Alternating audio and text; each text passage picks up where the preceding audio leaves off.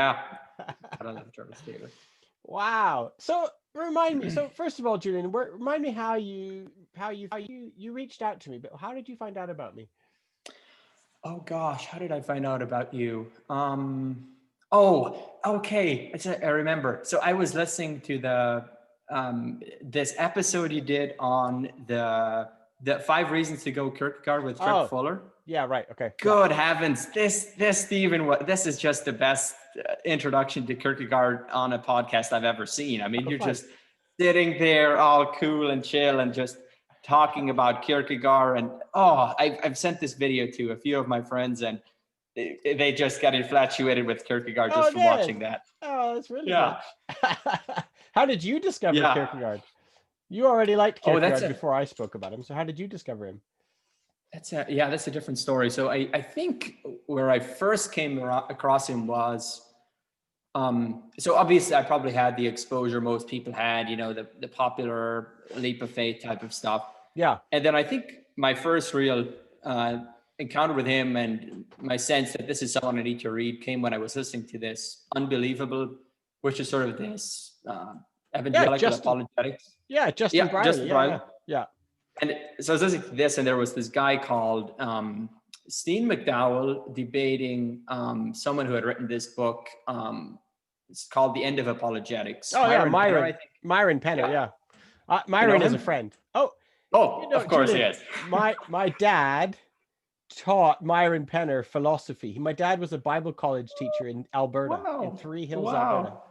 Which, by the way, is how I know some Hutterites as well. But you know some Hutterites. Well, I don't know Hutterites, but the Hutterites there's a colony nearby, I think in Tabor, and they used to come and we used to buy chickens from the Hutterites. But anyway. I think that is. We used to go visit. I'm a bit of a different breed of Hutterite than Alberta. I'm a Manitoba Hutterite. They're a bit different, but we're still Hutterites. Yeah. Yeah, I actually don't know nothing about the Hutterites except that I used to buy chickens from them and visit their colony sometimes. That is so cool. Wow. So my dad taught Myron philosophy in like an intro to philosophy course.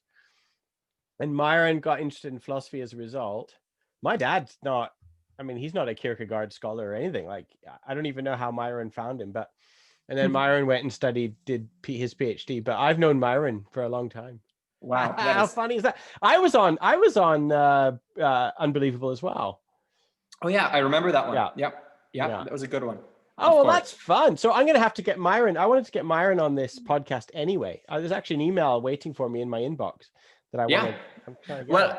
Well, I think so. I was listening to him, and I think he was sort of attacking apologetics and saying, Kierkegaard has gave me this whole different way of approaching my faith. This Kierkegaard guy seems interesting. So I went home and I had this big book on sort of excerpts from philosophy. Yep. And then I read this little excerpt from Concluding on Scientific Postscripts. And it was this whole passage on this guy, this sort of civilized guy who goes through his whole life just following the motions. And then one day God shows up as this big bird, this big green bird. Do you remember this passage from Postscripts? Uh-huh.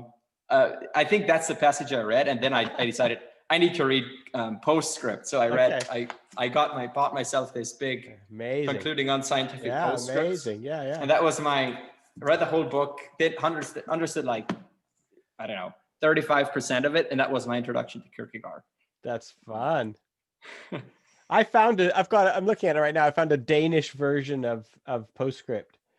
Wow. I suppose you have to read Danish. In an English bookstore. And I was like, I got to buy that. I can't really read it. I don't read them. I read them in English, but.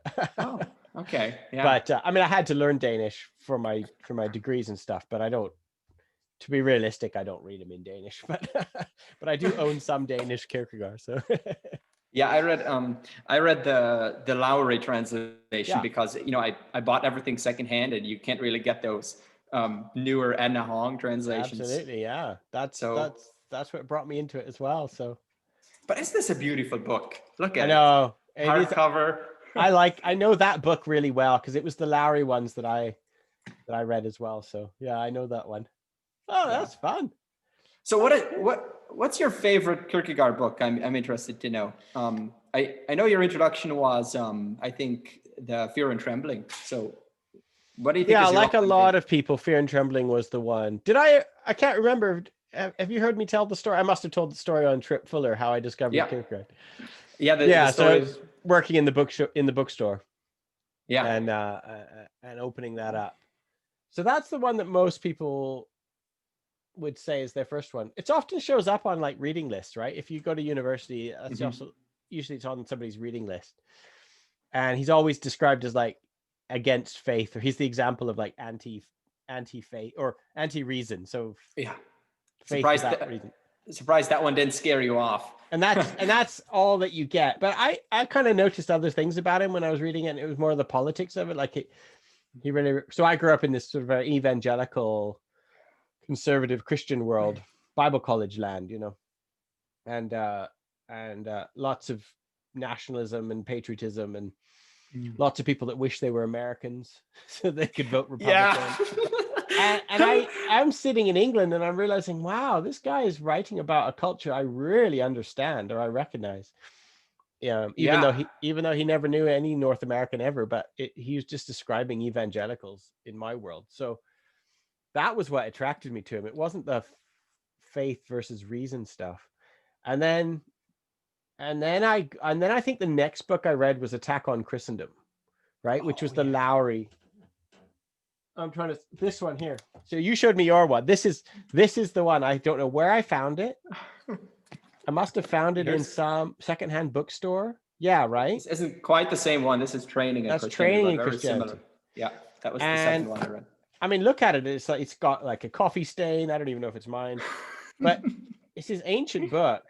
But it just really gripped me. His Attack on Yeah. Christendom. Loved it.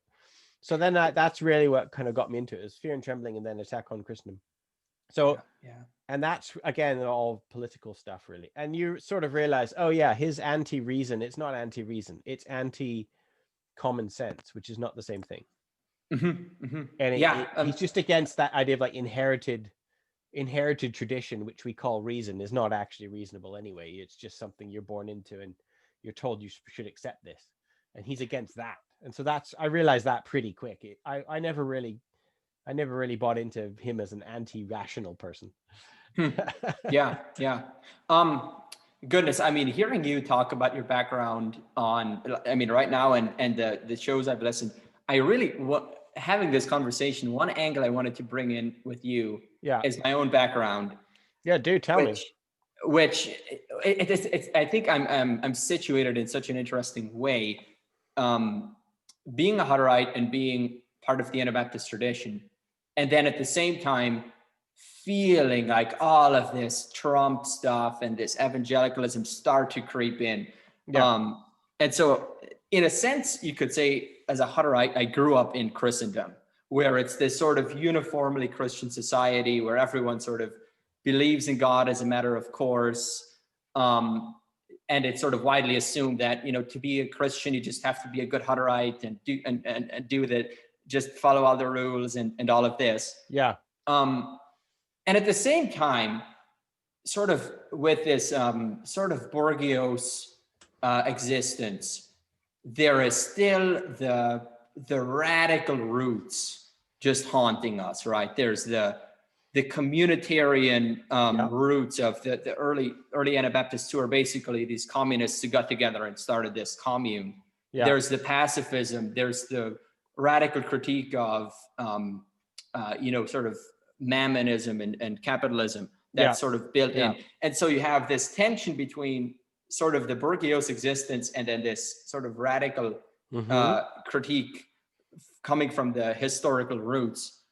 And then one thing I've started to notice, especially ever since 2016, is increasingly you see more and more Hutterites getting attracted to, Trumpism, Americanize the Christian nation. And we come from Canada, we come from Manitoba. Yeah. And so these American debates about,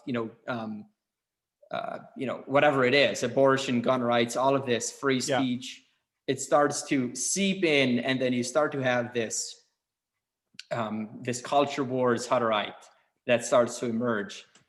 Right. And it's happening similar to Mennonites as well in Manitoba. Yeah. Do you ever have contact with Mennonites? But Similar thing. Not so much, but These like historical peace Anabaptist movements are something, I don't know, it's weird, isn't it, how they latch onto a kind of a hyper conservatism as well, which is really odd to me. yeah. So Yeah. is there a lot of conversation amongst your friends or amongst your elders? Like do people kind of recognize how odd that is to be a warmonger and a Hutterite? Oh, for sure. I mean, there are certain people who are just sort of so captured, seem to be sort of so captured in the Trumpism evangelical mode. Is it social conservatism? Like, what is it that is it? Oh, yeah. Abortion or Yeah. homosexuality? What is it Oh, there? I think abortion, homosexuality would be big touchstone issues. And I've also noticed this very big sense of, this used to be a Christian nation, America. We come from Canada. Yeah, right. I can't get over that. And we somehow and Trump is somehow going to bring that back. And just this attachment to the Republicans and the conservatives. Yeah. And then there's there's also some very thoughtful people who who recognize that this is just so alien, not just to the Anabaptist way of doing politics, but also to Christianity itself. I mean, you can't be a culture warrior and a Christian at the same time. Yeah, right. So it's an ongoing struggle. So how did you so what did you make of Kierkegaard then? Like when you're reading him, what is he awakening in you? Why did you start a whole blog, Coffee with Kierkegaard? Like what? That's a big deal. There's a lot. He's not even an Anabaptist. He didn't even like Anabaptists, right? Oh, didn't he actually? Did he ever write about them? Well, he kind of. Now look, and I'm an Anabaptist as well, right? So I'm not he doesn't like me either, right? So well, he grew up with a pietist father, right? So pietism. So what would that be? Sort of Jacob Boehm and I don't know, the pietist movement, which has an Anabaptist kind of flavor to it. The Moravian Brethren is, I think, that connection there, I think, is something I've heard. His father was a Moravian brother, and Kierkegaard went to Moravian services on like a Wednesday night, and then he'd go to Lutheran church on a Sunday, and he clearly got a bit of that kind of radical independence. He kind of got that in his blood, but he also didn't like it very much. Like he didn't really like the pietists. He thought they were too proud. That being independent was like an intellectual, like it was like a problem. It was like a disease. And he's like, I'd rather be. There's a famous quote where I can't remember exactly the quote, but he's basically saying like, I'd rather. You got the liberal bourgeois Christians who just think they're Christian because they're Danish. And then you have the awakened, the pietists and the evangelicals and the revivalists. And they're so proud and so they think they've got it so right. And he says, I'd rather be with the liberal bourgeois because at least there's a hope for them. Because at least they might be awakened one day. Whereas the people who call themselves the awakened, there's no hope for them because they're so drunk on their own rightness. Yeah. So he wasn't really, although my friend Chris Barnett, you probably should look out. My friend Christopher Barnett has done a lot of work on Kierkegaard and pietism. And I think that's where you'd find some really interesting stuff. Mm-hmm. Yeah, that's fascinating. I mean, the relationship is clearly more important than just negative. Like he clearly actually kind of is a pietist. And like I get my radicalness from Kierkegaard, and a lot of radical Anabaptists like him, even if they don't like them. How would you put this? I think one thing I got from Kierkegaard was it seemed like a lot of the things that it seemed like my Anabaptist background emphasized, he sort of brought to life in a new way for me. Okay. So if you think about, how would you put this? So one of the big things that I took away from concluding on scientific postscripts was the famous distinction he makes between what truth and how truth. So the truth of the sort of just, okay, I sort of follow the system and I come to So just to back up, I mean, before I read Kierkegaard, I was sort of interested in apologetics and, prove that God exists and my faith is rational and all of this. Yeah. And then I read Kierkegaard, and he makes this distinction between the what. So can you prove that God exists? Can you prove that Jesus was a historical person, et cetera, et cetera?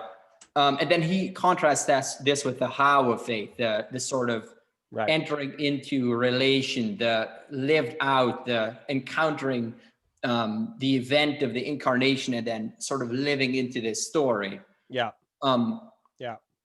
So that, and then he has this argument that there's sort of no way to get from the objective to what he calls the subjective. There's always this radical discontinuity. Yeah. And I sort of tied that up with, quantifying yourself into the quality, right?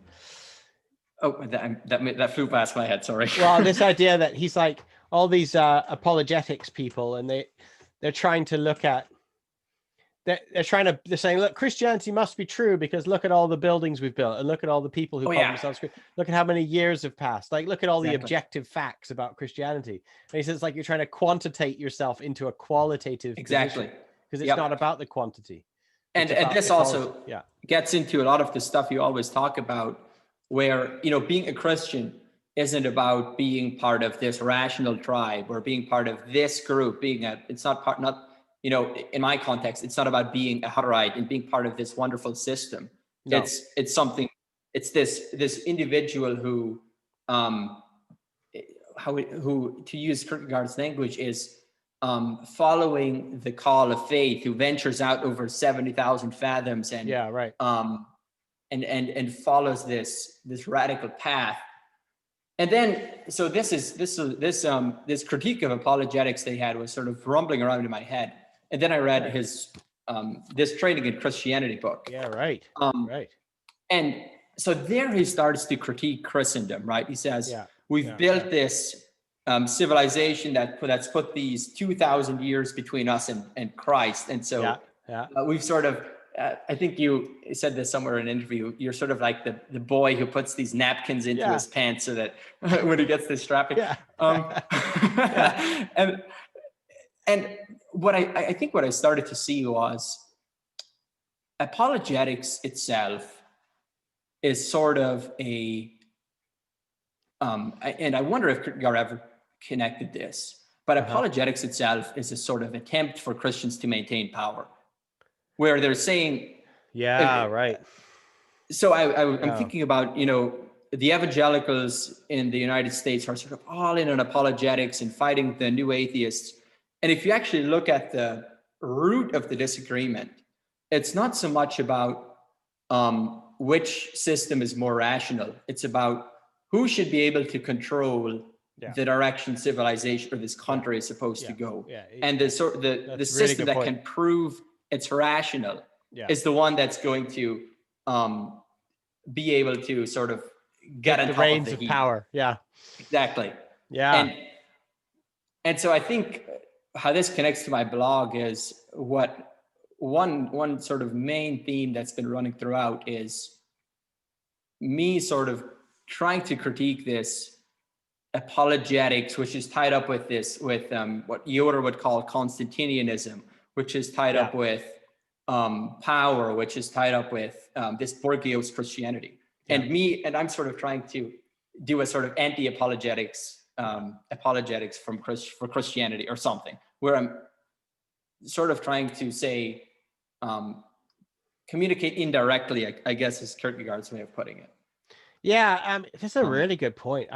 Because you're right. I mean, the whole idea of the apologetics is, and it comes down to it, they're associating their civilization with, they're thinking about Christian civilization. So they're trying to win the nation back for Christ, or and again, that's just Christendom. They're defending their civilization. They're not defending the cause of Christ. They're defending the cause of Christianity or Christendom, which are very different things, right?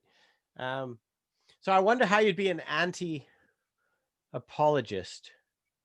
I mean, because to really defend the cause of Christ would be mourn with those who mourn.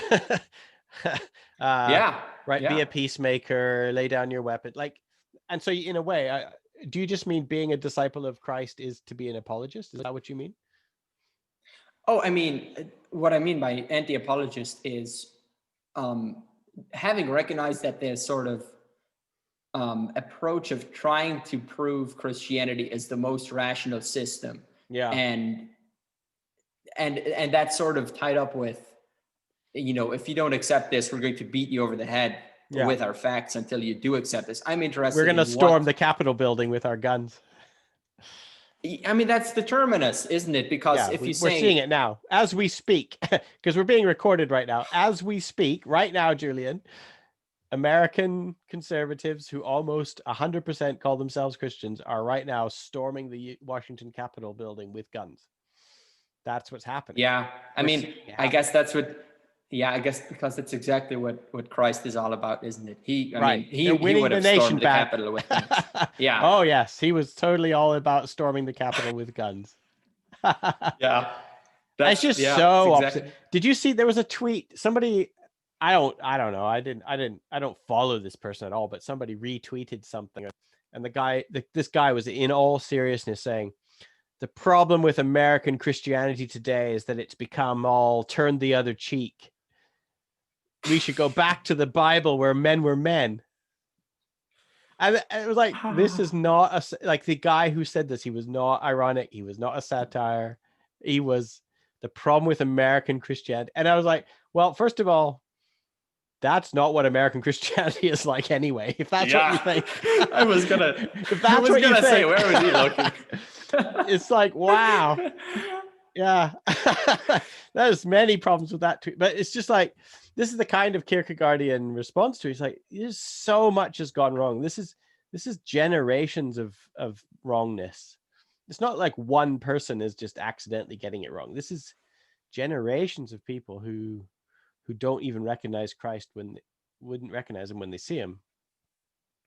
I like this idea of an anti-apologist. I mean, do you think that then, I mean, what would you do if you met an evangelical apologist then?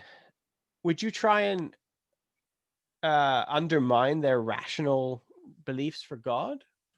Yeah, I mean, I would say this is the big thing that came out in concluding unscientific postscript was, I remember when I was into apologetics, I could sort of, if I can prove God exists through the Kalam cosmological argument and, the moral proof that there's objective morality and all of this. Right. And I remember one thing that always sort of never fit into my grand system of apologetics was, the person of Christ. Right. Because if you have this sort of objective view of everything, where does this weird first century Galilean with fish in his beard, where does he fit in? Yeah, right. And I think what Kierkegaard just was so freeing for me was to say, Christ doesn't come in the incarnation sort of, I think this is a major theme in training in Christianity. Christ doesn't come proclaiming that he's God and making this obvious and, it's the most rational thing, just accept that this dude is God. No, he comes in incognito. He comes in a hidden way. Right. And it's only through this act of faith, this inward acceptance, this decision not to be offended, that you can actually genuinely enter into the life of faith. Yeah. And I just, now I'm just so comfortable with the fact that, there's just something a bit absurd about Christianity because the God, the infinite God has showed up in this particular human being. Right. God is there as this little baby in the crib, suckling milk from his mother Mary. Right. I wrote in one of my blog posts, the creator and sustainer of life is now depending on his mother for sustenance. Yeah, right. The absolute paradox. Yeah. Yeah. So that's now if Jesus is the indirect communication, right? So an indirect communication is a communication which you can't accept on its face value. Like you have to sort of accept it, right? Like, so a direct communication is 2 + 2 = 3. All right, fine. But an indirect communication is, what do you think about me? Do you think I'm God? And so the communication is one where you have to make a choice for yourself in order to know the truth of it, right? So do you think, how would you do that today? Have you ever seen indirect communication happen? Like, if Jesus, is Jesus the only one who can do indirect communication, or can we all do it?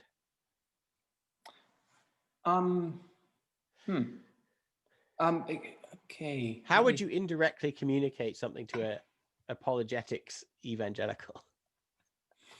I wonder, how would we do that? I mean, one way you would do it is to say, you think you're so smart, you think you can prove that God exists and that Jesus is God. Just point out that, it doesn't make any sense. It's absurd. It's a paradox. It's incomprehensible. Yeah. And I think we were talking earlier about the radicality of Christ. I mean, part of what apologetics does is it wants a rational Jesus. It doesn't like the Jesus who shows up and tells you to sell all your possessions. It doesn't actually like Jesus at all. Yeah. Yeah, it likes the objective deist God who. Julian, they don't like Jesus. They don't like Jesus. They don't talk about Jesus. They like God, but they don't like Jesus. Right? Yeah, they like, yeah. This is the thing you start to notice, how little a lot of these people's literature and language, they don't mention Jesus very much. Yeah. At all. Yeah. I mean, Jesus was all about indirect communication. What does it mean to spread the seeds of the kingdom? This isn't spreading the kingdom at the point of the sword at the end of a rational argument. It's this sort of subversive coming underneath your guard, and then suddenly it springs up and grows.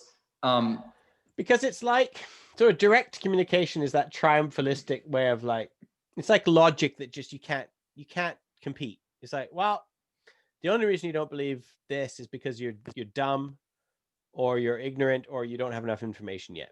And what you do with dumb people who are ignorant and need re-education, right? Or you force them to. So it's all about forcing. It's all about proof. It's all about like, well, I'm rich, so I must be good, or I'm powerful, so I must have been right, or I won the argument, so I must be cleverer than you. And it's like Jesus comes along and he goes, you can defeat me in any argument. You can kill me. I'm not powerful. I'm not very interesting. I don't look good to you. I look bad. What do you think? Do you want to come follow me? Yeah. Right? And by the way, you're never going to see proof in your lifetime. I'm not going to all of a sudden prove anything. Like, you're going to die. People are mocking you. You'll be wrong. You'll be immoral. Yeah. According to society, you won't be rich. So what do you say?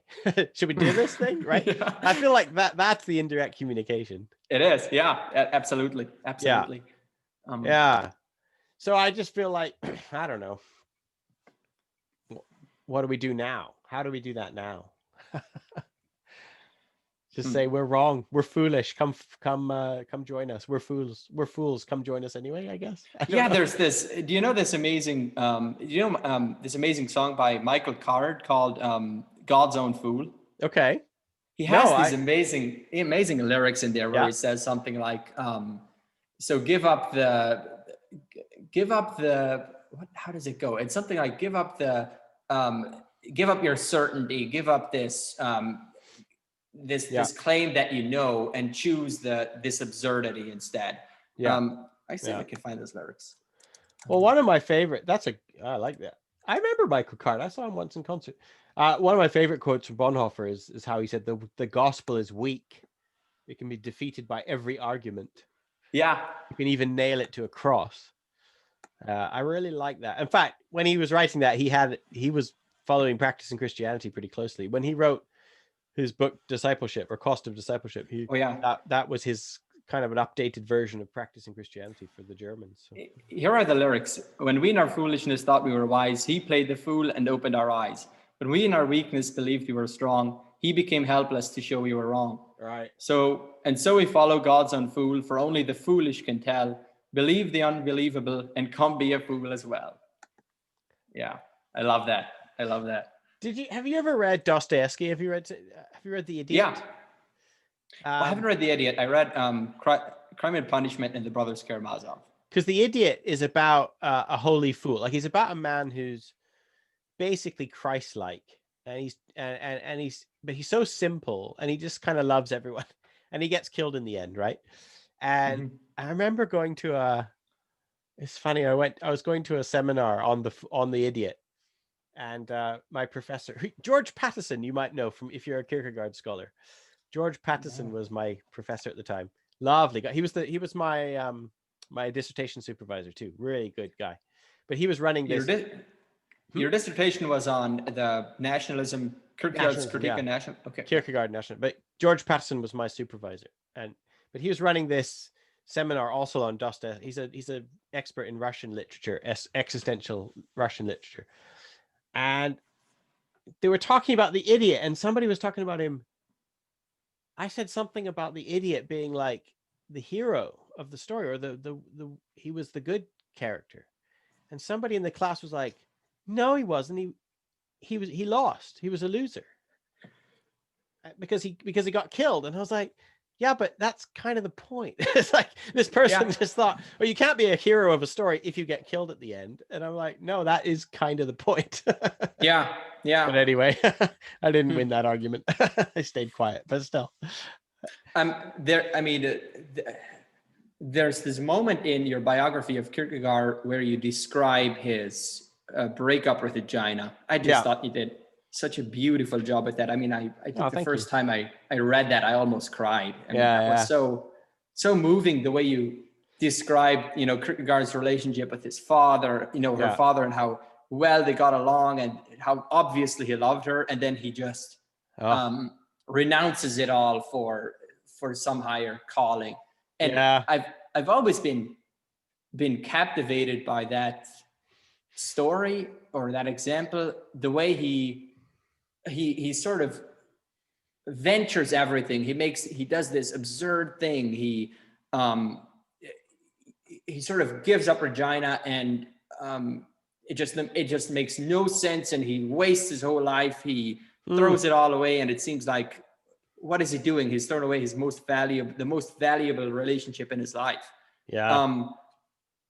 And what always strikes me about that story is sort of that move makes no sense unless there's an eternity. It's sort of like the Harawas quote about Christians are supposed to live lives that make no sense unless Jesus actually arose from the dead. Yeah, right. But what complicates this story is that there's this other famous quote from Kierkegaard where he says later in his life, "If I had faith, I would have married Regina." I would have done it. Yeah, I know, right? What do you think he's getting at there? I don't think when he broke up with her that he was living a fully faith-filled life. I don't think that he was doing it for quite those reasons. I think he was on the edges of that, right? Like, I don't think it wasn't there, but I don't think that was the whole story. I think that so when he says, "If I had faith, I would have stayed with Regina," or Regine, I think he was meaning like, I think he was trying to heroically do something on his own. I think he was I think at the time when he broke up with her, he was trying to be the hero or the knight of faith that was doing it all. He felt this calling from the Lord. He felt that he had a singular path that he had to follow. He didn't want to bring her into it. He had to find a way to get rid of her so that she wasn't crushed. Didn't work really, by the way, but he was trying. And I think that he had maybe a bit of a Messiah complex. And yet, if he'd had faith, if he really had faith, he would have known he didn't have to do that, right? He doesn't have to grasp so tightly to his own calling. Even he could give up even his own calling.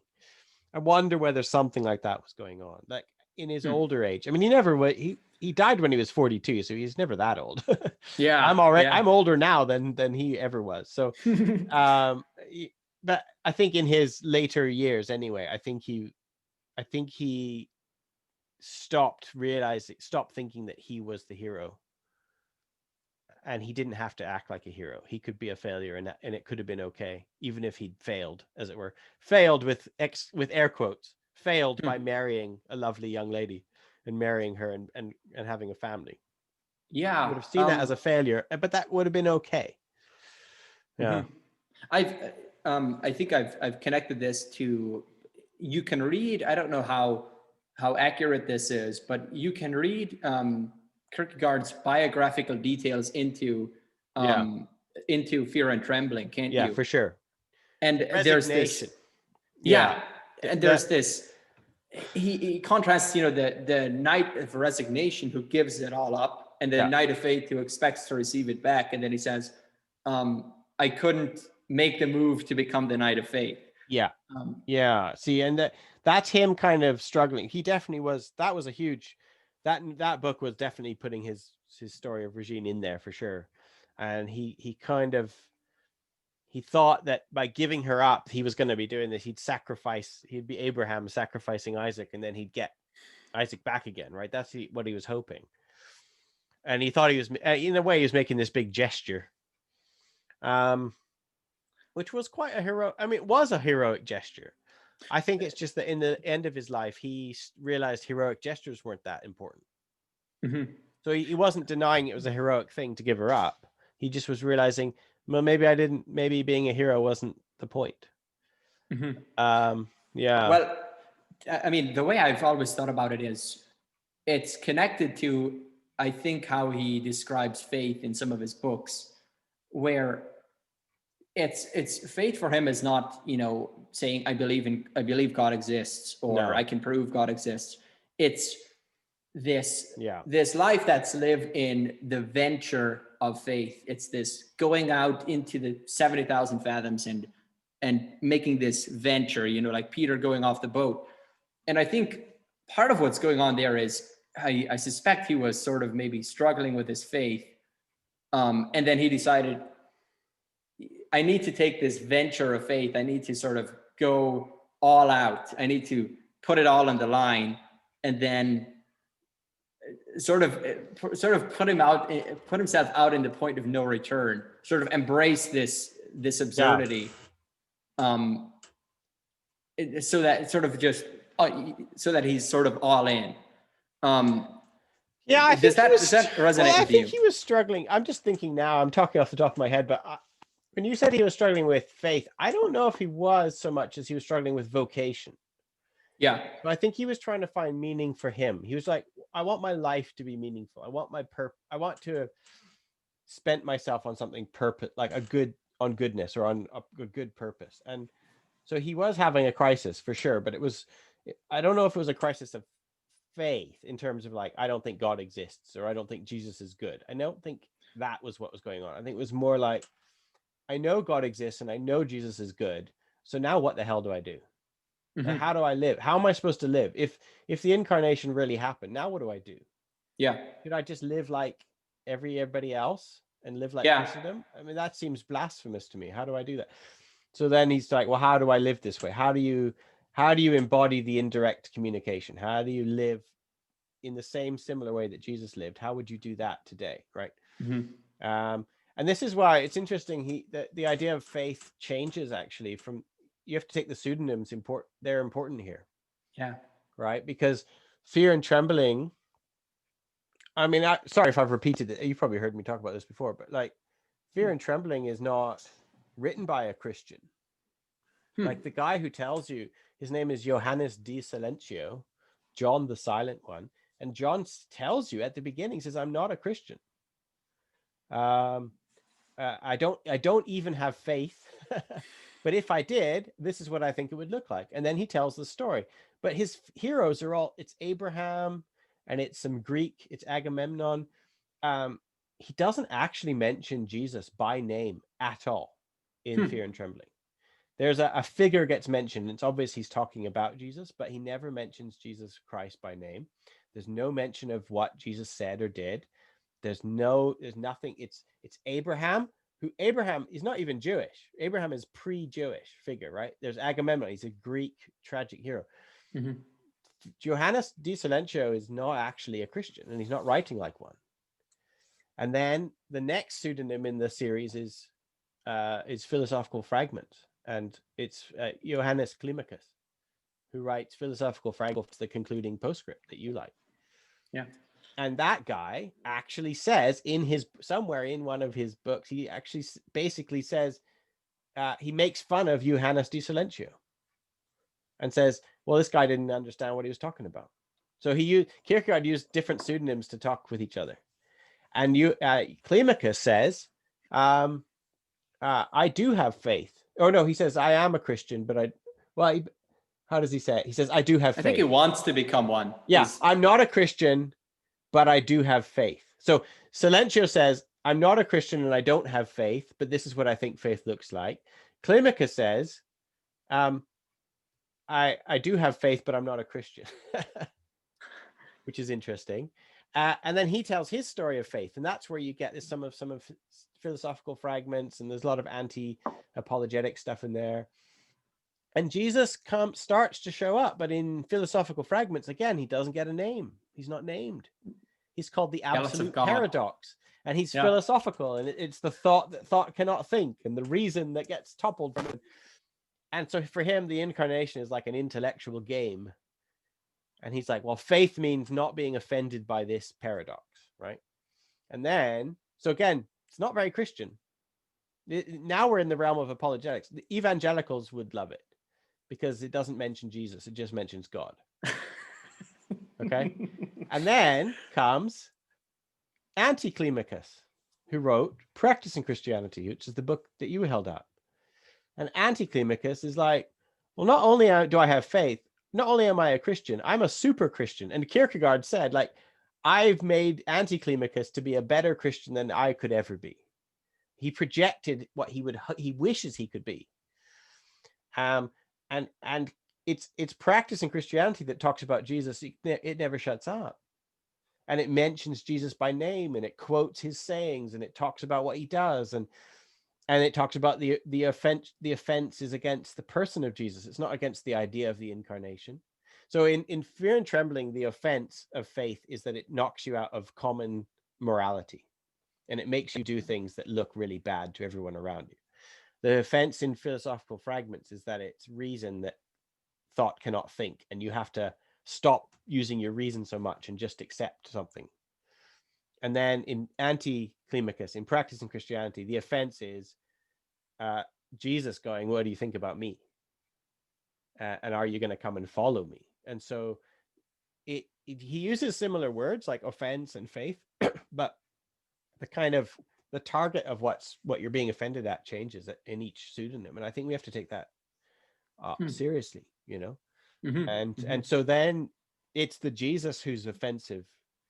That's the height of it. And in fact, Practicing Christianity talks about this. There's different forms of offense, and they're not all the same.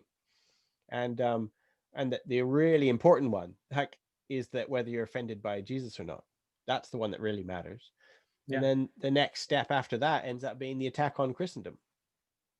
And it leads Kierkegaard to this thing where he's clashing with Christians for deeply Christ-centered reasons. He's knocked himself out of Christian society, right?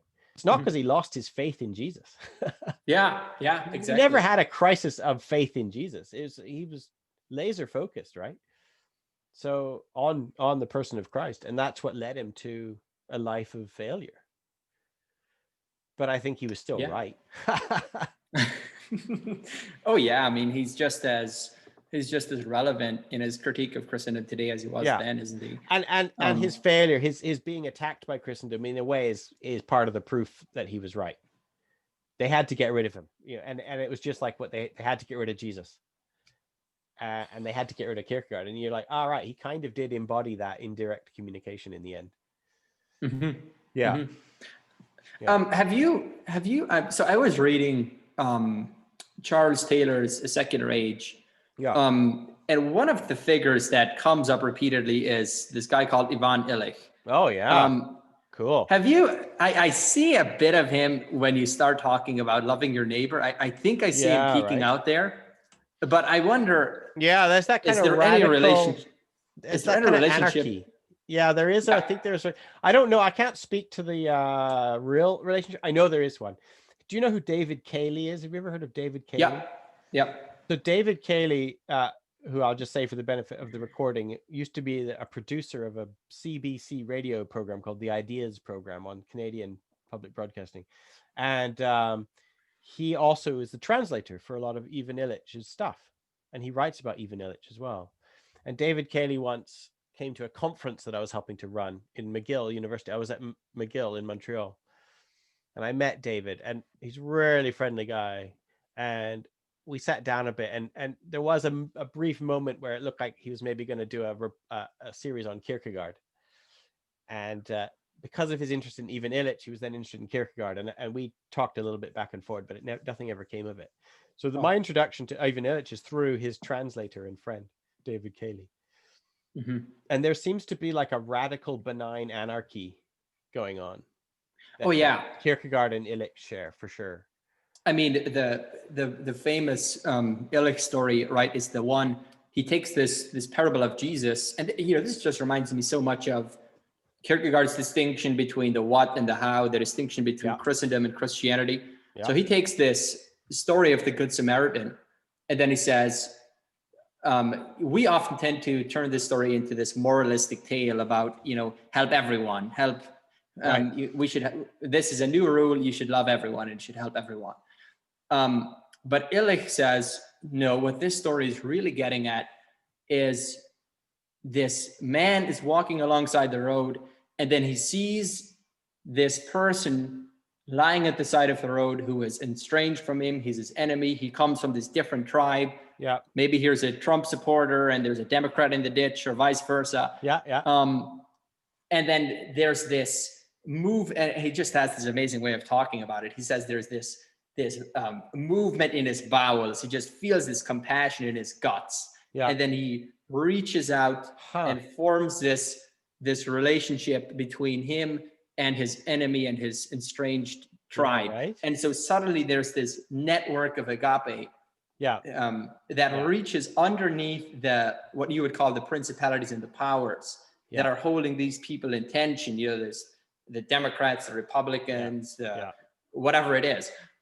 Suddenly this relationship transcends those boundaries and starts to subvert them from underneath. But don't you see, like, that's why I did my work on nationalism. That's why I argued in my book that, like, my doctorate, and then I published a book about it. Like, this isn't peripheral to Kierkegaard. Being a critic of groupthink and tribal identity and identity that comes from the group that you were born into and the inherited traditions that you have, who tell you who you are and who you should love and who you should hate. Like, Kierkegaard being critical of those things was not on the edges of his thought. Like, this is the heart of it, right? Like, this is what it leads to. And he knew it from the start. And it is that idea that, like, a radical anarchist in a way is somebody who's going to be deeply distrustful of any institution or group that's going to tell you who your identity is, or who you should kill or who you should love. And so, that story, that Good Samaritan, is like, it's so deeply, you have to have a mind that's already deeply captured by patriotism not to realize how anti-patriotic that story is. Yeah. Like, the fact that gets picked up by all these Christians as if it's some mild, meek story, when it's actually, like, deeply anti-patriotic and anti-nationalistic. If I can, anti-religious. Totally. Yeah. It's anti all of these powers we create, all of these institutions. Yeah. If I can tell a bit of a personal story about how Kierkegaard has really shaken up my whole way of being. Yeah, tell me. I mean, one ongoing struggle I've had, and this comes from reading, something like Fear and Trembling, and his attack upon Christendom, is just the fact that I live within basically a Christendom. Yeah. And we have, of course, the Hutterites have this sort of us versus them mentality. There's all of these, in many ways, we're sort of captivated by mammonism. Like, there's all of these sort of problems you see, and then you have people sort of trying to defend the system and saying, this is just what it means to be a Christian, is to just all of this is, this sort of getting caught up in a certain group, caught up within Christendom, caught up within Christianity even. Yeah. You have to defend the institution. You have to defend the way we're doing things. And I've often wondered, should I just leave? Should I just try to find a community that's more aligned with my values, that's more, that lives out more radically what I think Christ is calling me to? Yeah. And that's been like a serious struggle I've had. And then I think one thing that's sort of helped me with that is I think Kierkegaard has this notion of the knight of faith in Fear and Trembling, who looks like this Borgios figure who's going home and just waiting for his, just has one thing on his mind, and that's the Sunday lunch or something. The fried goose. And so I think that's an image that's helped me, where it's like, being a Christian isn't about, I don't want to be too reductive. Of course, these things are important, but it isn't about the external forms that you have, the institution you belong to. It's about this sort of radical freedom that exists within these structures and subverts them through these networks of agape, through this good Samaritan way of loving. And I think that's how I've started to see myself, as sort of this Christian within Christendom who lives within the system, which in many ways I love, and in many ways I'm critical of and would love to see move in a different direction. But I see myself sort of finding this freedom in following Christ, even within this kind of, it's a sort of freedom from the powers, even while being subjugated to them. Well, I think, first of all, that's beautiful. That's amazing.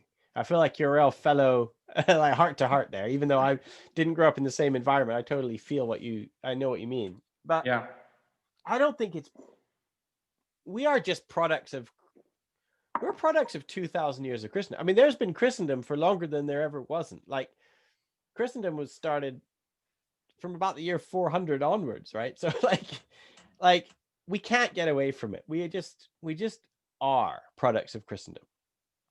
We just are. There's nothing we can do to get away from that. So it's like a fish trying to live outside of the ocean. It's like, we can't do it.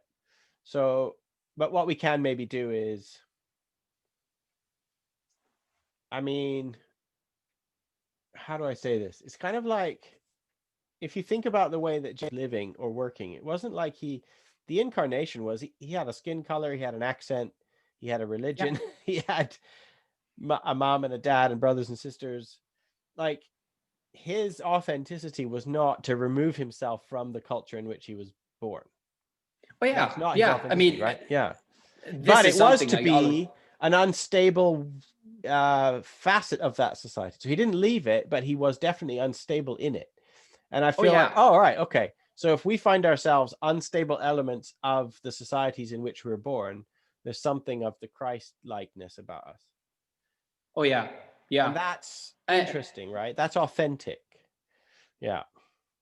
And and at the end of the day, I can't be anything other than a Hutterite. I mean, you can't grow up in a culture like this and just, cease to be one. I mean, this is so deeply tied into my identity. Like, I know the system, I can navigate it. I have friends and networks, and there's just no part of me that wants to do something else. No. But the tension I feel is always, here are my ideals, and here is the system I'm actually a part of.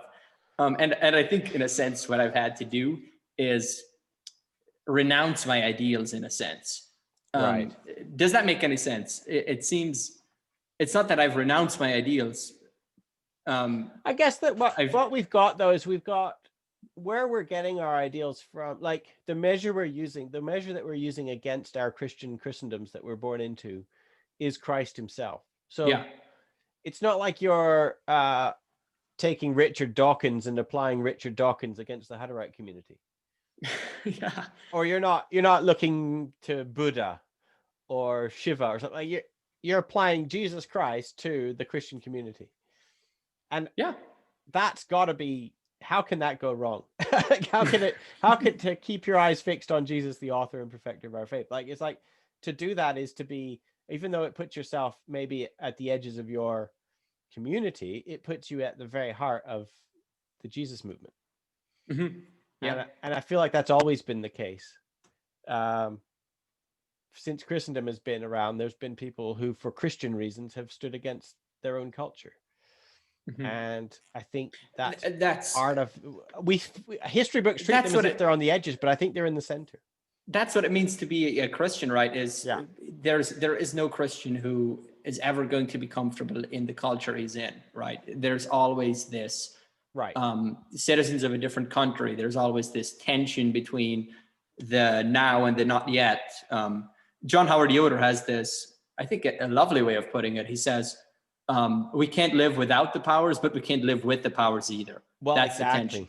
You can't live without the powers. I mean, there is some really good, like Walter Wink is good on this, because have you read any Wink? I have one of his books at home. Yeah, because there can be a tendency to kind of go, oh, the powers are always bad all the time. It's like, no, actually they're not. They're just human. They're non-optional. We always have them. Sometimes they go bad and sometimes they're good. And our job is to know when they've gone bad and why, and then to know how to make them good again. And like, that's our job. It's not to live without powers and principalities. It's to stop them becoming demonic. That's our job, right? So I feel like Kierkegaard's language of authenticity has really helped us, that jargon of being an authentic person. So he's basically sort of saying, he's not saying, Julian, be authentic by leaving the Hutterite community. What he's saying is, Julian, be authentic by owning the Hutterite identity for yourself. Even if that means by embracing the foundational values of the Hutterites, which might put you at odds with your fellows, but it's not because you're being inauthentic, right? It's because you're embracing your identity. You're not abandoning it, but it will put you out of sorts. Yeah, probably, for sure. Probably. But I think we use this language of offense a lot. So a lot of Christians think if people are offended at us, we must be doing something right. But that's not true. That could just be because you're a dickhead. Yeah, I love that. You had this point that you made in one of your talks, and that's such a good point. That's epistemic nihilism that evangelicals get themselves. The goal is not to make people offended at you. That's not the goal. A lot of Christians think that that's their goal. It's like, no, the goal is for everyone to turn to Christ. But the reality is that most people who are, when faced with Jesus as he really is, will be offended by him.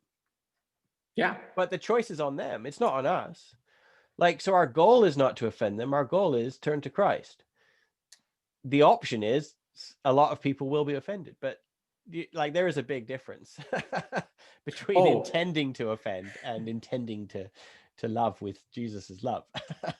Yeah, I mean, that is, and you will find people who aren't offended. This is the other thing, is this is what Kierkegaard notices, right? He's like, this is what happens in practicing Christianity, is the more people who actually start to imitate Christ, which is his word for becoming a disciple, the more people who imitate Christ, they will start to recognize each other, because society will be offended by them. And so then it's a little bit like all these different people sticking their heads up in World War I, sticking their heads up above the trench, and they look around and they notice each other. It's a bit like that. And so I feel like, I met you this way, right? It's quite good. It might mean that I don't have thousands of Christians who are my friends because I'm not a member of their big group, but it does mean that I find real people who I can really connect with. So quality over quantity, right? Oh yeah. I mean, I was thinking today, trying to think about what some of the things are I've learned from Kierkegaard, and I realized a dimension of his indirect communication I've never really thought about, which is, you actually have in a society of Christendom, in a society where Christian and Christianity don't mean anything anymore. Yeah, you actually have to communicate indirectly. I think you because I mean, this is something I've noticed so often when I try to communicate aspects of my faith. There's just certain language that you simply can't use anymore. No. You can't talk about, for example, being born again, because people already think they know what that means. Yeah, exactly. And there's all of these Christian words that you have to sort of rediscover for yourself, and then find a new way of communicating to people in an indirect way, so that they get offended by Christ and not offended by Christendom. I know. I'm finding a lot of people are just saying they're not Christian anymore. Like, that's offensive. It's interesting, isn't it, that that's the same move Kierkegaard made. Oh yeah. Right? He was like, well, if the Apostle Paul, he offended people by saying he was a Christian, now I live in a world in which I have to do the same thing by saying I'm not one, for the exact same reasons. Which is interesting. And I am finding that myself. Like, I'm less and less happy to identify myself as a Christian. And I'm finding a lot of people who are similar. And it's not because we've lost confidence in the gospel or in the Jesus or in the Trinity or any of those things. I'm not going through some deconstruction of my faith, right? Yeah. I'm not a liberal, waffly, whatever. The more I'm convinced that Jesus is the only source of goodness, the less Christian I am. Because being a follower of Jesus, we now live in an age in which being a follower of Jesus means you have to give up your cultural identity as a Christian. For a lot of people, and that's an increasingly valid option now. And I think we're going to see more of that. Yeah. I think we are. Yeah. And we're going to have to start using language a bit like followers of the way or imitation of Christ, or I don't know. I mean, it'll always get corrupted. It'll always get corrupted. Yeah. That's the other thing. Principalities always eventually do that. Exactly. Yeah. But, anyway. Yeah. I do hear you though. I hear you. I don't know. It could be, Julian. Maybe Christians have been talking. We've had 2,000 years of talk. Maybe we should just shut up for a while. Yeah, that's a good point. We should just stop talking. That could be it as well. We've been talking a lot and writing a lot of books, and maybe we just be silent for a while, I guess, and listen, I guess. I don't know. I don't know. Yeah, there's something about that. Yeah, that resonates. I mean, the Christian response to the pandemic, the Christian response to the election, the Christian response, the Christian response. That's exactly what I mean. Don't give one. Just don't give it. Just be quiet. Because first of all, you probably is not a much better.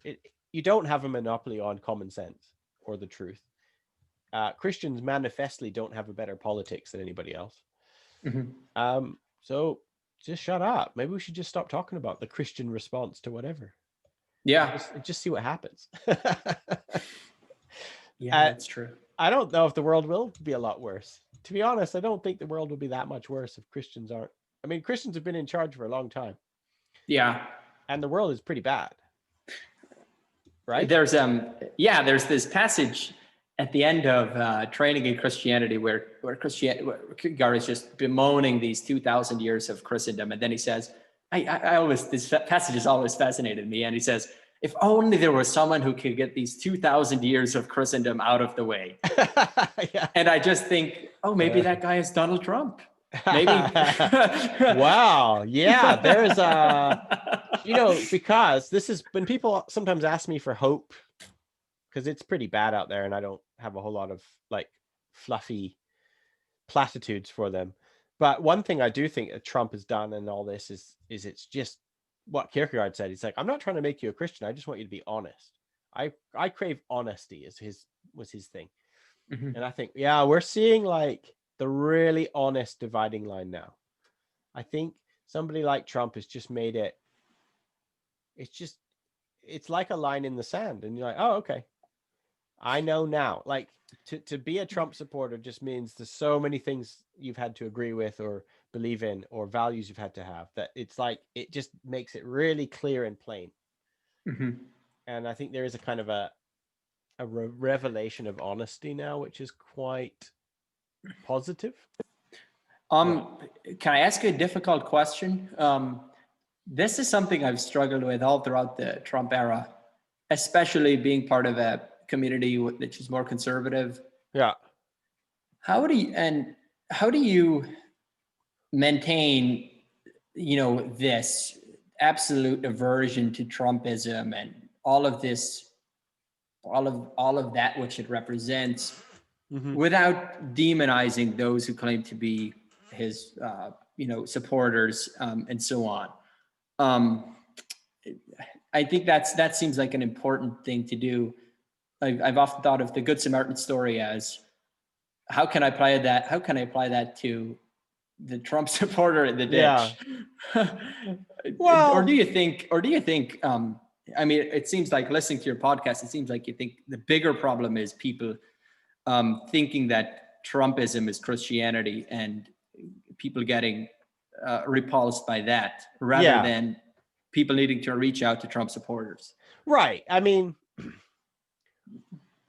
big difference. So there's a big difference between, like, if a Trump supporter came to my door and he was bleeding and he needed some help, would I let him in and help him?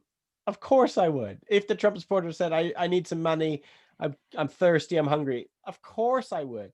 If the Trump supporter then said, now let me tell you about my worldview and speak into your life, and let me tell you exactly what's what, then I would say, sorry, man, you don't get to speak into my life. Like, I'm not going to kill you. I'm not going to try and hurt you physically, but you don't have the authority to speak into my life. Like, there is differences. Like, loving your enemy doesn't mean letting your enemy set all the rules for your whole life and set your morality and govern your imagination. Like, so I don't think I'm preaching hate. I'm not hating anyone. I'm not trying to eradicate them from the world, but I am trying to say these people are not followers of Jesus. They're not followers of the way of Jesus. And if that matters to you, so again, it's like, if Jesus doesn't matter to you, then who cares? Like, this isn't the point. It's just for people who think that Jesus matters to them. If you say Jesus matters to you, then I would like you to not be a Trump supporter. That's my humble claim, my humble suggestion. That's not calling to eradicate them from the world or anything. I'm not even advocating that kind of stuff. But so yeah, that would be kind of where I'd have to guard my heart against despising people. Yeah, for sure. And then you have to draw a difference between despising the human being and having no respect for the ideas and the thoughts. Yeah. Yeah. That's kind of where I'm at. Yeah. One thing I have to do, Julian, I literally have done this. I'm taking myself off Facebook. I don't know if you do Facebook or worry about it, but no, because I was on there for a while, for a few years. I joined really late. I've only been doing it for 4 years, but it was largely to help me get Tent Theology going and the just start this kind of word of mouth. But I found that I don't like it, because I don't like knowing what other people think. So like, I have thousands of friends on there. They're not my real friends. I just have lots of connections. Some of them are my real friends, and so what'll inevitably will happen is you start to realize I am friends with, or I am connected to people who think the most appalling things. And it just makes me sad. And I'm not even getting into fights with them. Like, I don't write, they'll say something appalling and I'll just let it be. I'm not trying to argue them or convince them, but I just don't want to know. Yeah. I can't live. I am now starting to despise these people. I would rather just not know and live with some kind of goodwill towards all men, right? Yeah. As much as possible. That's what Paul said, didn't he? As far as it is possible, as long as it depends with you, live at peace with everyone. And I found that I was not able to live at peace with people in my own heart, even though they never knew it. And I just thought, I got to get myself off this thing. Yeah. Well, I mean, part of the problem there is just the medium of Facebook makes you sort of just see this very narrow aspect of these people's lives. But I suspect if you actually had a personal relationship and connection and sit down with them and got into the details, I mean, they wouldn't seem as abhorrent as they seem on their Facebook, right? Yeah, that's possibly true as well. Yeah. And I've had this experience recently as well, where like there was this something very, very big tragic thing that happened in my life. And there's, you know, there's always, I have this tension, exactly the one you described, between, okay, these are supposed to be my fellow community members, you know, fellow Christians, and yet they believe these stupid things about Trump and these horrible culture wars stuff. What does this have to do with Christianity? This is an abomination. All of this. Yeah. And what struck me was, when the tragedy struck, just these people, you know, there's this guy, suddenly he comes into my house. Like I know this guy, he has these stupid opinions, he says stupid things that annoy me. And suddenly he just opens up his arms and gives me a hug. And then, it's just this good Samaritan moment for me. Right. Where I know I just don't like the things this guy says, but suddenly it doesn't matter. And in that moment of embrace, there's this reconciliation that happens that goes deeper than the ideologies and the sins we're all caught up in. That's right. And ever since that, I'm still critical of what these people think. I still despise their opinions on a lot of things, but it's like Kierkegaard says in Works of Love, there's this spark of love within each person that you have to sort of draw out by your act of assuming that love is there. And God, is that a hard thing to do sometimes? Yeah, it is, right? I mean, that's the task. That is the task of our life. Yeah. I mean, and weirdly, like, institutions are the cop-out. So you can't institutionalize your enemy coming and giving you a hug. Like, that is heart to heart. You can institutionalize hate and putting big walls up. And so it's kind of like these institutions we build, they are like the easy way out. They stop us from having to do the work of just being a human. And we let them do the work for us. They're like, oh, I don't have to care about you anymore because you're part of that group. So I don't need to care anymore. And it's like we just abrogate our responsibility over to this faceless institution. Nation or culture or religion or whatever. And that's what I think Kierkegaard gives us, is he's like, being a human takes more work. If you don't want to be a human, that's fine. just be an American, part of the crowd, or Canadian. Just be an part evangelical. Of the crowd. If you don't want to be a human, just join a crowd. But if you really want to be a human, you might have to leave your crowd. And I find that kind of endlessly true to me. It seems really fascinating and true. I mean, I was so struck by this story you told. I don't know which channel this was. You had this little channel, and this guy was asking you about your Christian life and so on. And then you had this story of you leaving everything in Britain and then making this venture to America. Maybe you want to tell the story, or maybe you don't. Well, I don't know. I don't remember quite. I mean, I did leave behind my job and stuff to go to America for a while. That is true. I'm not quite sure what part of the story you wanted me to tell, but it's just this notion of I connect this to what Kierkegaard describes as this venture into the uncertainty. Right. When you leave the crowd, when you leave the security, you don't know that things will turn out. I will on say the outside. I've never quit what I tend to do is there are some groups I've been a part of, or churches or institutions that I've been a part of, which I've moved on from, not because I've hated them. It hasn't been like, I hate you, I have nothing to do with you. It's more like, I don't know, you follow your peace, or you just realize there's something here, I need to move on. And in those situations, I've never regretted it, even if I haven't known what I was going to move to, right? And it's like, I think maybe the story you're telling me, you're asking me to tell, was that my wife wanted to go and do a Christian school at a church in America. And it would have meant us quitting my job, which is quite a job that a lot of people in my position would have wanted to have. We had a really nice apartment in London, we lived really close to Buckingham Palace. Like, we had this crazy, lovely, fun life. My wife was working at a university. Like, we basically had the kind of life that a lot of people would aspire to in some ways. And we looked at each other and we're like, the only reason we're not going to America right now to pursue this thing that Claire, my wife, wanted to do was because we don't want to break what we've got. We don't want to break anything. We don't want to mess up our comfortable life. And we both thought, that's not good enough. Like, that's not a good enough reason if we think the Lord is moving us to America for a season.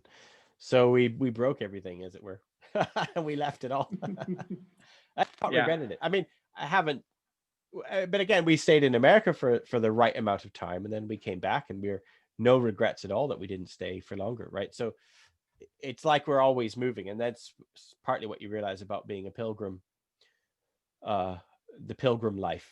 Travel low and light on the ground. I don't know how that works for you when you're rooted in your land and your community. How much can you leave something behind? I don't know. I guess I've really experienced that in small ways. I think one, like a little thing I've done, for example, is in my own community, I started this book club where we just read texts and come together and discuss. And I remember initially people, I got a few members to join and they all thought it was like a bit weird and like made them uncomfortable to sort of share things in that type of setting. But ever since then, it's just grown into something. So it's so enriched relationships between people, and there's this place now where people can talk with each other, and I started off, it's just such a small thing. That's great. But I've literally seen it enrich my community life and the people around me.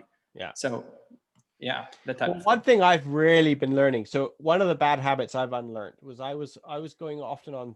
I would travel a lot. I was kind of rootless. I would move around a lot, and for my job, I was this kind of traveling theologian. I was always going off everywhere, and then the lockdown and coronavirus meant for the last year I've been really rooted in my own neighborhood, in my own, like literally I'm sitting in my own back. I have a shed in my own backyard right now. Like I'm very much local now, and I love it. Like it's been really good for me to realize that you can enrich where you are, and like when you're supposed to love your neighbor as yourself, like maybe that is your actual literal neighbor. And it doesn't just mean some enemy that you might hear of or read about. It means it means Joyce and Marilyn on either side of you, right? Yeah. So like, oh yeah, okay. I need to learn this too. Like maybe I'm being too addicted to like always moving around. Maybe it's a bit like Kierkegaard realizing he didn't have to be this hero all the time. Mm-hmm. Yeah, exactly. He's just becomes the guy who goes home to eat his Sunday dinner. Well, I love your reading group. What book are you going to read, or what are you reading with them right now? Do you know? I don't know. Do you know the Plough Publishing? Yeah. They have a book called Call to Community. Okay. And it has these selections from different authors, like Bonhoeffer, Jean Vanier, Kierkegaard, and we've got them. We've had them read some stuff by Vanier and Kirkuk. I even got them to read a little bit of Kierkegaard, an excerpt from his Works of Love. And that has been so enriching. I mean, the people in the book club just loved Jean Vanier, the stuff we've read from him. So that book it's a book called Call to Community. That's been great. Okay, cool. Oh, that's really good. I think I probably should, it's getting a bit late here. I think I should probably start to wind down if that's all right. Okay, yeah. It's I've just noticed the time, so I probably should go. I need to go do some do the washing up. My wife cooked dinner, so it's my job to do the dishes. I did have one question. Yeah, of course. I did have one question for you. This might, I don't know, hopefully it's not too long a question. Yeah. But I noticed, well, obviously you're a political theologian, so you must, and you're an Anabaptist, so you must have been influenced by Stanley Hauerwas. Yeah.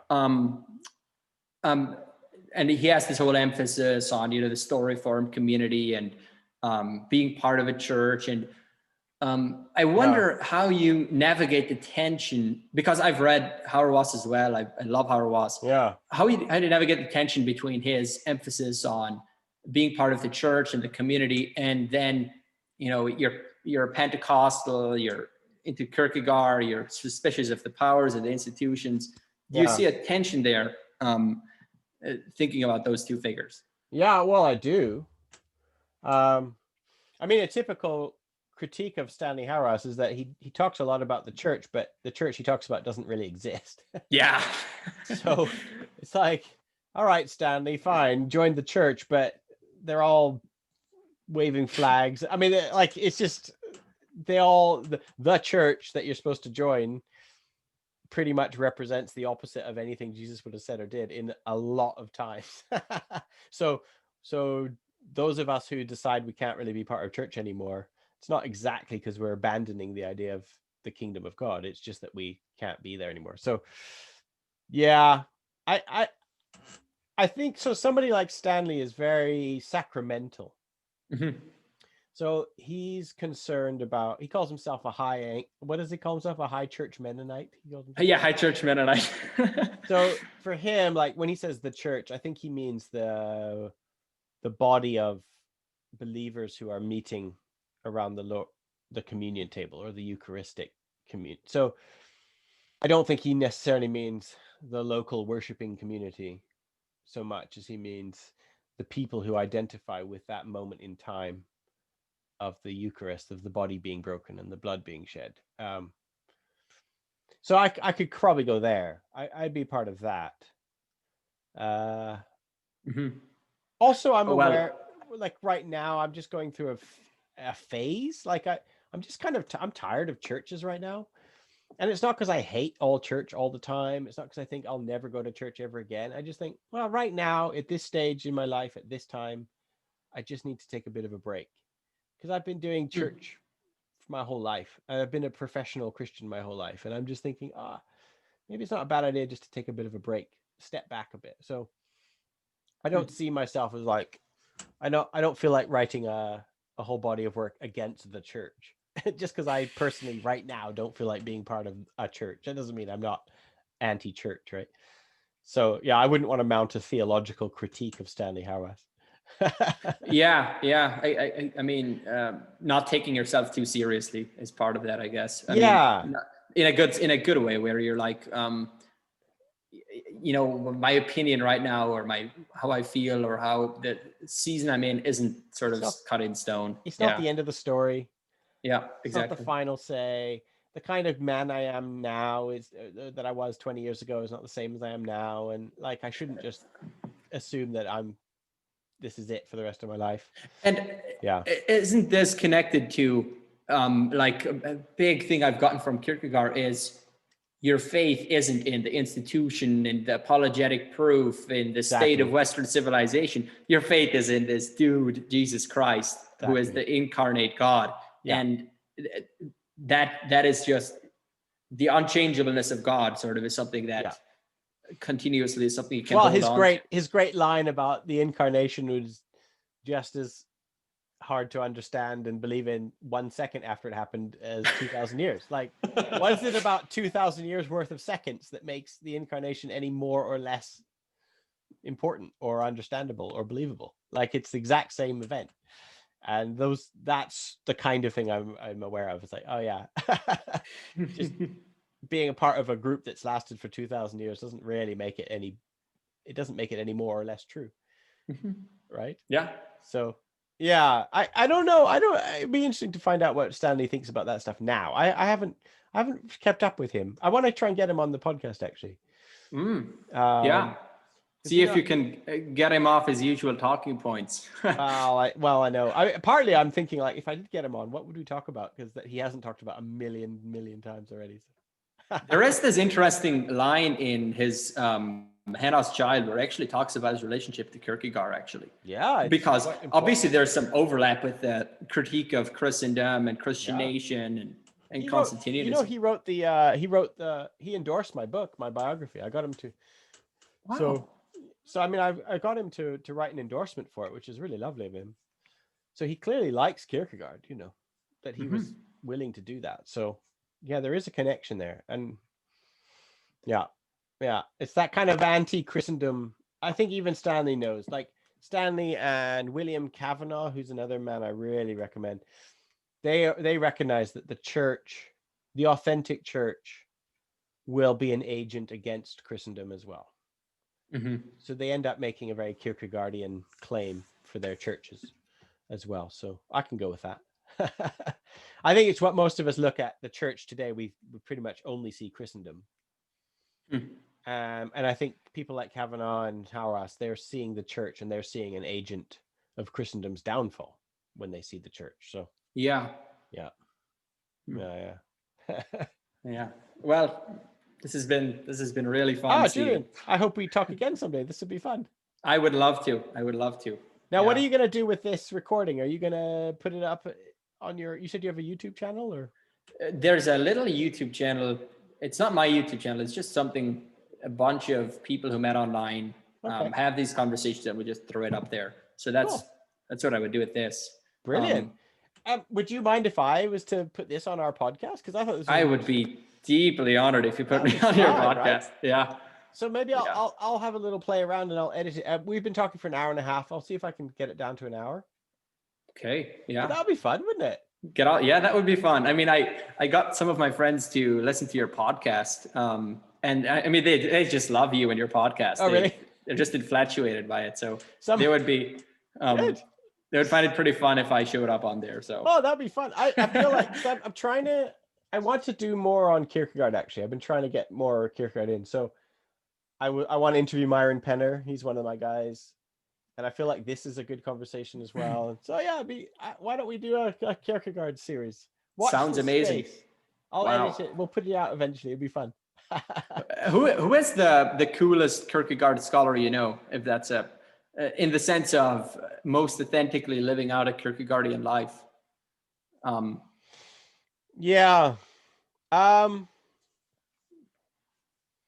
that's interesting. I know it's funny because I think, as you've realized, you can live a Kierkegaardian life without leaving behind.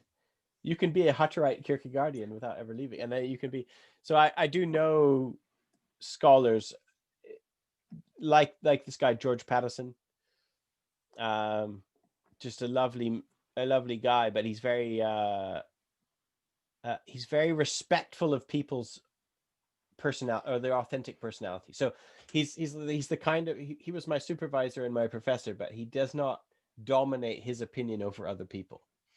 So he was really, really good in a way that I can't do myself, by the way. I've tried to be a teacher to other people, but the way he does it is he was like able to let me learn what I needed to learn without dominating his opinion onto me. And the kind of conclusions I came to with Kierkegaard were not the ones he would come to, but he let me do it anyway. And I feel like that itself is a Kierkegaardian thing to do. Kenosis. Yeah. There's real kenosis, and there's real kind of like letting it's very Socratic in the sense of like, he's just letting what's in you come out without stifling it. Mm-hmm. So yeah, I do feel like there's some people doing that. They're not necessarily like the rock stars, but they seem to have learned something about human relationships, which I find quite appealing. Yeah. There's some fun people. Do you know who Gordon Marino is? Familiar. Gordon Marino is the librarian of the Kierkegaard Library. Okay. And he's also an academic, and he writes fun stuff about existentialism, and he's a boxing coach. And he's trained people like Mike Tyson. Like, he's friends with Mike Tyson, and he's a boxing coach and a boxing writer. And that's who got Tyson into Kierkegaard, I guess. That is exactly what got Tyson into Kierkegaard. It was Gordon Marino who gave him a copy of Kierkegaard. And I just feel I like some of those guys. They're just doing their thing. He's not living like a normal philosopher would. Yeah, exactly. I mean, one thing I've learned from Kierkegaard, like Kierkegaard was wrote in the 18th century at some point, but it's striking to me almost every figure who comes after him, who I'm interested in, is deeply influenced by Kierkegaard. People like Jacques Ellul or Karl Barth or massive. John Howard Yoder or Stanley Hauerwas or I'm sure you could list a few as well. No, he's just everywhere. He gets in a lot. I mean, I talk about it in the biography, but like there's a lot of African American leading intellectuals or leading protesters or leading civil rights movement. Kierkegaard is in the water for there. Like, it's crazy how many people discovered Kierkegaard. And so Cornel West, Yep. Richard Wright, who wrote the first existentialist novel about a black man in America, the first American existentialist novel. Donald Glover, who did he's the pop star, Childish Gambino. No. And he's a really intelligent political commentator now. He's an actor and a rapper, but he also does these really good trenchant stuff. A lot of the Black Panther movement actually has Kierkegaard in there. Martin Luther King quoted Kierkegaard in his Nobel speech. Like, there is something going on. It's really fascinating to me. And I think it's something like living in a Christendom, like living as a stranger, a hated outsider inside white Christendom. I think it's something like that resonated. Yeah. I don't know what it is. I'm not an African American, but I have noticed that if there is a trend of people I've noticed, it seems to be African American intellectuals have discovered in Kierkegaard a fellow traveler, which I'm very interested by. Wow. Yeah. There you go. Yeah. That's cool. Yeah. Yeah. Well, Julian, thank you so much for your time. Oh, thank you for yours. This is great. I hope, maybe we should connect again. We'll find a way to connect again someday. I would love it. Yeah, let's do it. Super. But I got to go now, but I wish you well. God bless. Jesus, God bless. Jesus bless you. Go well. You too. Bye.